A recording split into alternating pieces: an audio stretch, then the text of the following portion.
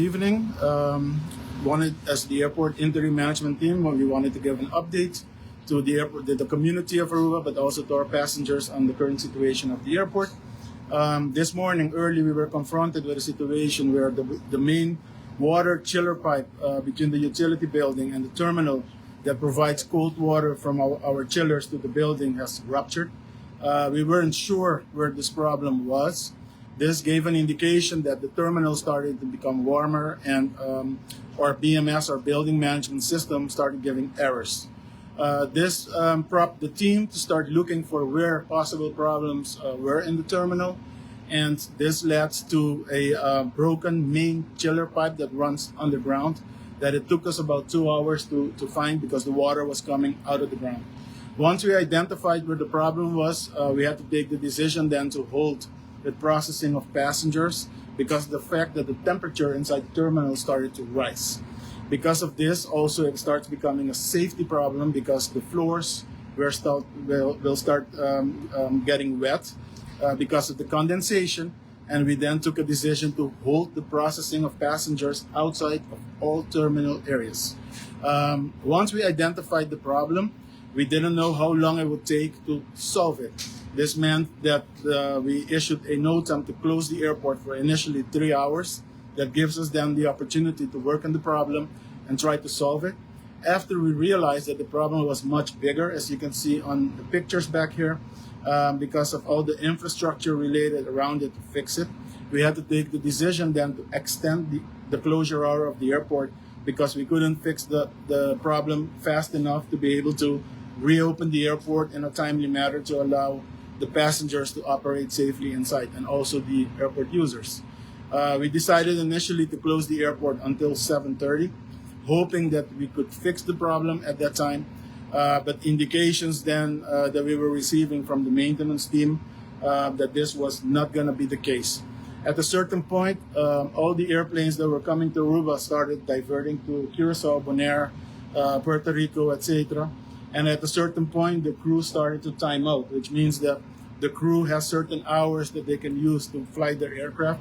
And if they surpass these hours, they can no longer safely fly these aircraft, so the flights were canceled.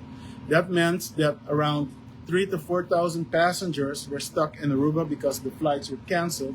So we had to start then looking for accommodations. At this point in time, because we still didn't close the airport for the rest of the day, hotels would not give up the available rooms because the passengers still didn't cancel their rooms. So we had to take the decision around 5 p.m. to cancel all incoming flights for the rest of the night in order to free up hotel rooms to be able to accommodate the stranded passengers. We had around 1,000 plus passengers stranded. During the day, we accommodated them as good as possible throughout the airport facilities, but also at surrounding areas and at Gloria, where they could have had something to eat with their families, with the kids, etc. And at a certain point, when we took the decision to close the airport for the rest of the night, tried now, and we're in the process to accommodate all passengers at a hotel overnight. In the meantime, we have requested all passengers to coordinate rebooking with their airline because the airport cannot rebook them. This has to be done between them and their direct airline, and the airport will then cover those expenses. All passengers are being rebooked and also accommodated either for tonight or in the coming 2-3 days.